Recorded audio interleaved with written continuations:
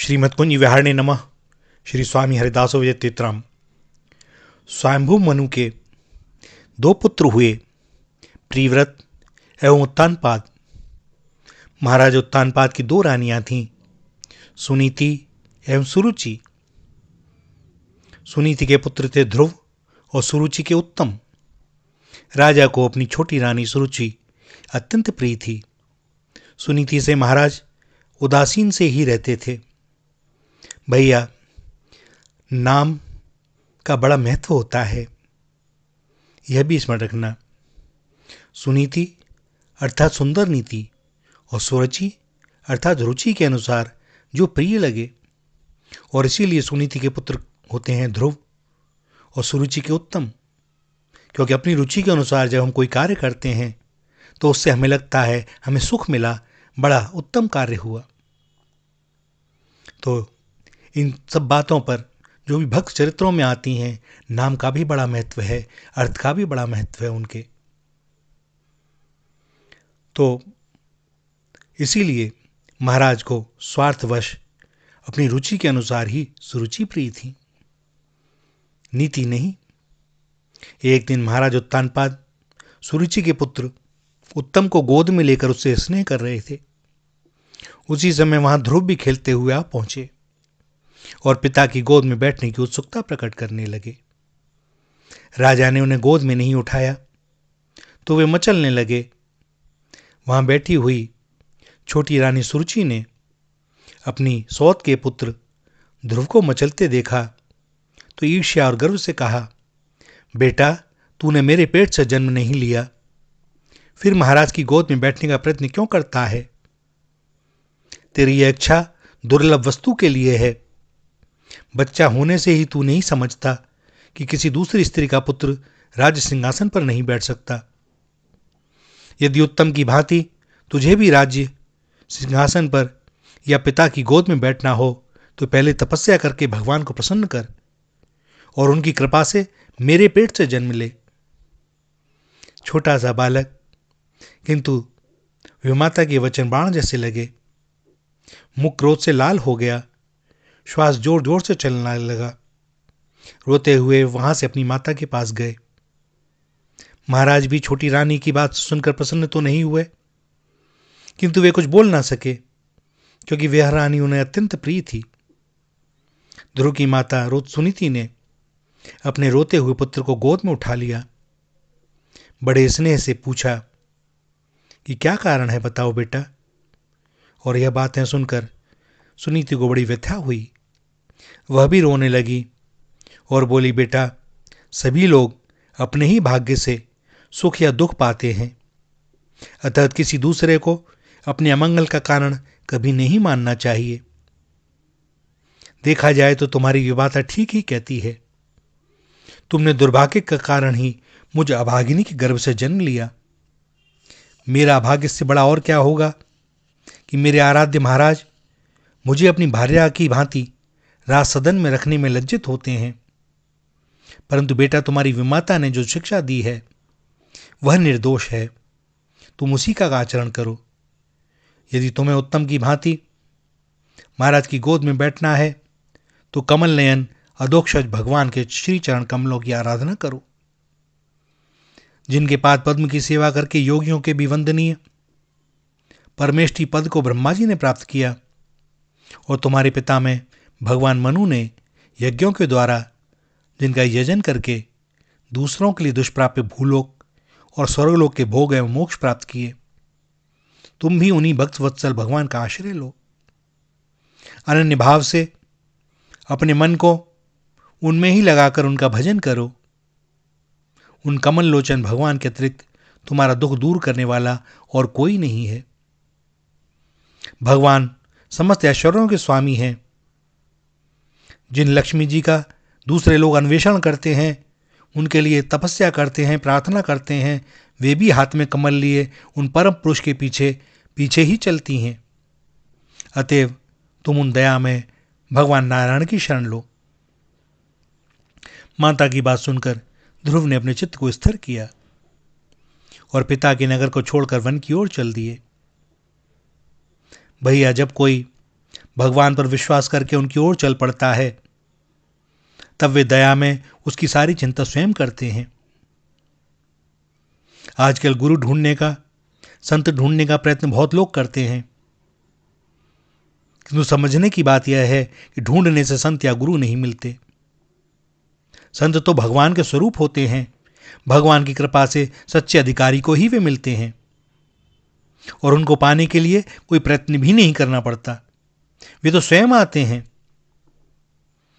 सो ध्रुव जब सब कुछ छोड़कर चल पड़े, तब उन्हें मार्ग में नारद जी मिले। देवर्षि ने ध्रुव को समझाना कर उन्हें लोभ और भय दिखलाकर लौटाना चाहा कि कहाँ जा रहे हो बेटा, जंगल में जानवर हैं, किसी का कोई भरोसा नहीं, खाने पीने का कुछ नहीं, शीत ग्रीष्म वर्षा कैसे झेलोगे, तुम बड़े छोटे बालक हो, चलो मैं ले चलता हूँ, मैं महाराज से कहता हूँ, मेरे कहने से वह तुम्हें बैठा लेंगे। लेकिन अब ध्रुव को तो लगन लग गई। माता सुनीति ने कहा है कि अब बस उन्हीं की श्री चरणों को शरण लेनी है। और जब नारद जी ने देखा कि बालक मानता नहीं, तो उसकी दृढ़ निष्ठा और निश्चय देखकर तो दशाक्षर मंत्र ओम नमो भगवते वासुदेवाय की दीक्षा दी और भगवान की पूजा और ध्यान विधि बतलाकर यमुना तट पर मधुवन में जाने का आदेश दिया। ध्रुव को भेजकर नारद जी महाराज उत्तानपाद के पास आए। राजा ने जब से सुना था कि ध्रुव वन को चले गए, तब से वे अत्यंत चिंतित थे और अपने व्यवहार पर उन्हें बड़ी ग्लानि हो रही थी, किंतु देवर्षि ने आश्वासन देकर उन्हें शांत किया। भगवान हैं, वे परम दयामय हैं और हमें मिलेंगे। जब तक ऐसी श्रद्धा चित्त में दृढ़ ना हो जाए, तब तक भजन में दृढ़ता और प्रेम नहीं आता। जो वस्तु मिलनी असंभव जान पड़ती हो, उसे पाने के लिए न तो इच्छा होती है और ना ही प्रयत्न। सो जब तक चित्त में यह बैठा है कि हमें भगवत प्राप्ति भला कैसे होगी, तब तक भजन में मन नहीं लगता, तभी तक हृदय में अनुराग जागृत नहीं होता। हम चाहे जैसे हों, चाहे जितने पापी और अधम हों, पर भगवान की कृपा हमारे पाप एवं अपराधों से अनंत महान है। वे उदार चक्र चूड़ामणि अवश्य ही हमें अपनाएंगे, हम उन्हें पाएंगे, अवश्य पाएंगे, पाकर रहेंगे, क्योंकि वे करुणा सागर हमें अपनाए बिना नहीं रह सकते। जब ऐसा दृढ़ विश्वास हो जाता है, तब भजन होता है। ध्रुव को तनिक भी संदेह नहीं था भगवत प्राप्ति में। वे मधुवन में यमुना तट पर पहुंचे। श्री कालिंदी के पापहारी प्रभाव में स्नान करके जो कुछ फल पुष्प मिल जाता, उसी से भगवान की पूजा करते हुए वे द्वादशाक्षर मंत्र का अखंड जप करने लगे। पहले महीने 3 दिन उपवास करके चौथे दिन कैथ और बेर खा लेते। दूसरे महीने सप्ताह में एक बार वृक्ष से स्वयं टूटकर गिरे पत्ते या सूखे तृण का भोजन करके ध्रुव भगवान के ध्यान में तन्मय रहने लगे। तीसरे महीने 9 दिन बीत जाने पर केवल एक बार जल पीते। चौथे महीने 12 दिन पर एक बार वायु भोजन लेते। 5वें महीने में अपनी ओर से श्वास लेना भी छोड़ दिया। प्राण को वश में करके भगवान का ध्यान करते हुए 5 वर्ष के बालक ध्रुव एक पैर से निश्चल खड़े रहने लगे। 5 वर्ष के बालक ध्रुव ने समस्त लोकों के आधार, समस्त तत्वों का अधिष्ठान भगवान को हृदय में स्थिर रूप से धारण कर लिया। भगवानमय हो गए। जब वे एक पैर बदल कर दूसरा रखते, तब उनकी भार सी पृथ्वी जल में नौका की भांति डगमगाने लगती। उनके श्वास न लेने से तीनों लोकों के प्राणियों का श्वास बंद होने लगा। और यह सब देखकर देवता भगवान की शरण में गए। भगवान ने देवताओं को आश्वासन दिया, बालक ध्रुव संपूर्ण रूप से मुझ में चित्त लगाकर प्राण रोके हुए है, अतः उसके प्राणायाम से ही आप सबका श्वास रुका है। अब मैं जाकर उसे इस तरफ से निवृत्त करूंगा। करुणानिधान भगवान गरुड़ पर बैठकर ध्रुव के पास आए, किंतु ध्रुव इतने तन्मय हैं कि उन्हें कुछ भी पता नहीं। श्री हरि ने अपना स्वरूप ध्रुव के हृदय से अंतर्हित कर लिया। अब जब हृदय में भगवान का दर्शन न हो, तब व्याकुल होकर ध्रुव ने नेत्र खोले तो अनंत सौंदर्य माधुर्य धाम भगवान को सामने देखकर उनके आनंद की सीमा न रही। हाथ जोड़कर वे भगवान की स्तुति करने के लिए उत्सुक हुए, पर छोटा बालक स्तुति क्या करे, समझ में नहीं आता। दया में प्रभु ने ध्रुव की उत्कंठा देखी। अपने निखिल श्रुति रूप शंख से बालक ध्रुव के कपोल को उन्होंने छू दिया। बस उसी क्षण ध्रुव के हृदय में तत्वज्ञान का प्रकाश हो गया। वे समस्त विद्याओं से संपन्न हो गए और बड़े प्रेम से बड़ी भावपूर्ण स्तुति की उन्होंने भगवान की। भगवान ने ध्रुव को वरदान देते हुए कहा, बेटा ध्रुव, तुमने मांगा नहीं, किंतु मैं तुम्हारी हार्दिक इच्छा को जानता हूं। तुम्हें वह पद देता हूं जो दूसरों के लिए दुष्प्राप्य है।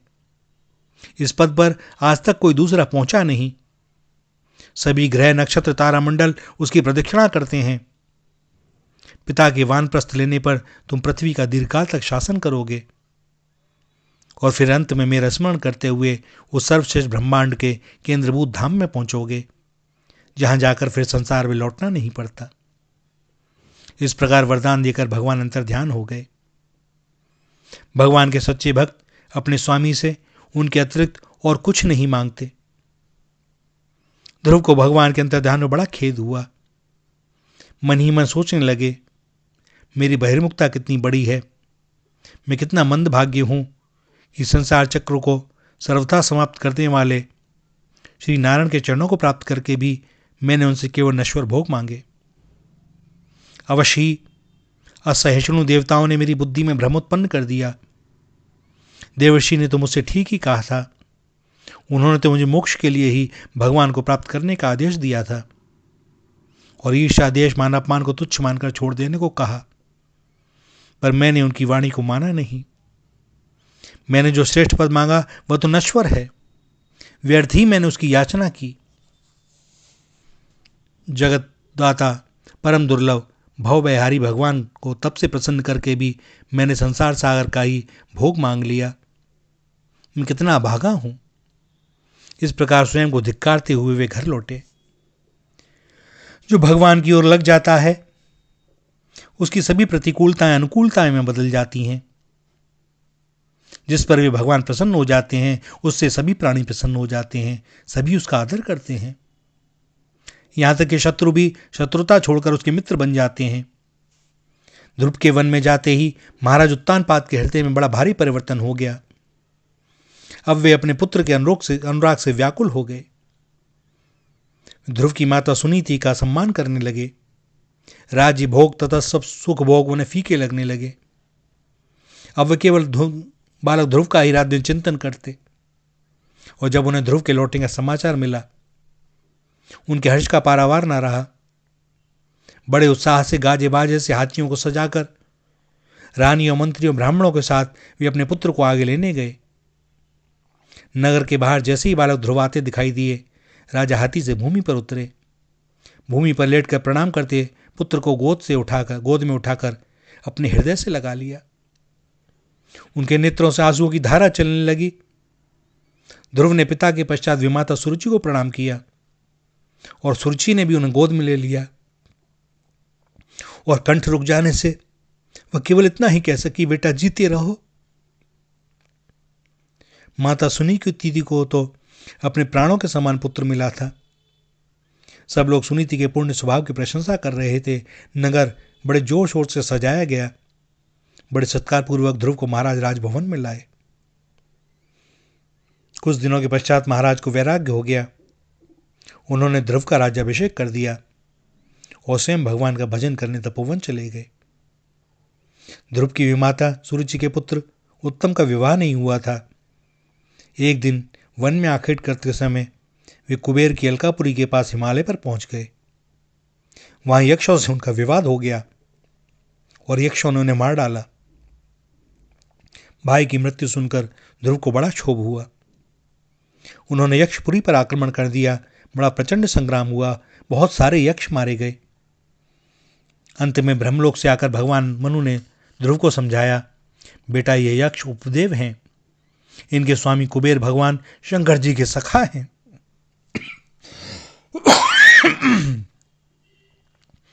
तुम्हें इनका सम्मान करना चाहिए।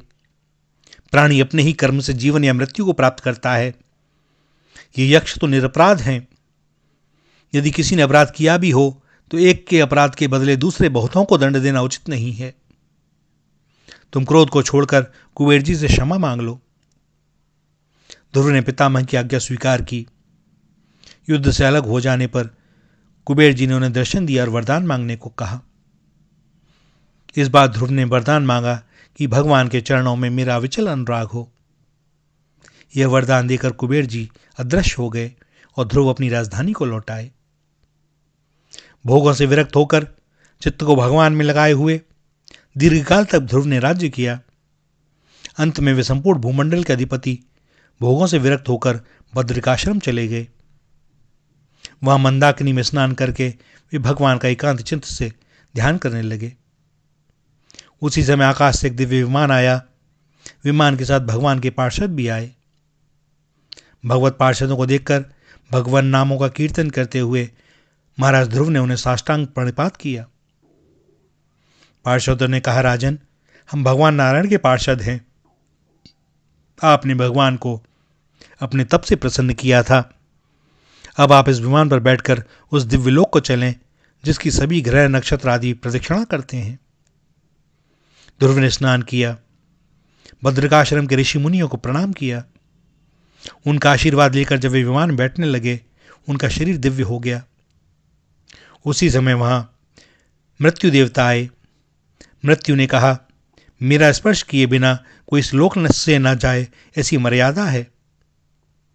यह सुनकर ध्रुव ने मृत्युदेव के मस्तक पर पैर रखा और विमान पर चढ़ गए। भगवान के भक्तों का चरण स्पर्श पाकर मृत्युदेव भी धन्य हो जाते हैं। विमान में जाते हुए ध्रुव ने अपनी माता का स्मरण किया। भगवान के पार्षदों ने आगे आगे विमान से जाती सुनीति देवी को दिखलाया। ऐसे पुत्र की जननी धन्य हो जाती है। एक भगवत भक्त अपने पूरे कुल को तार देता है। ध्रुव आज भी अपने अविचल धाम में भगवान का भजन करते हुए निवास करते हैं। ध्रुवतारा उनका वही ज्योतिर्मय धाम है। श्री राधा श्री राधा श्री राधा।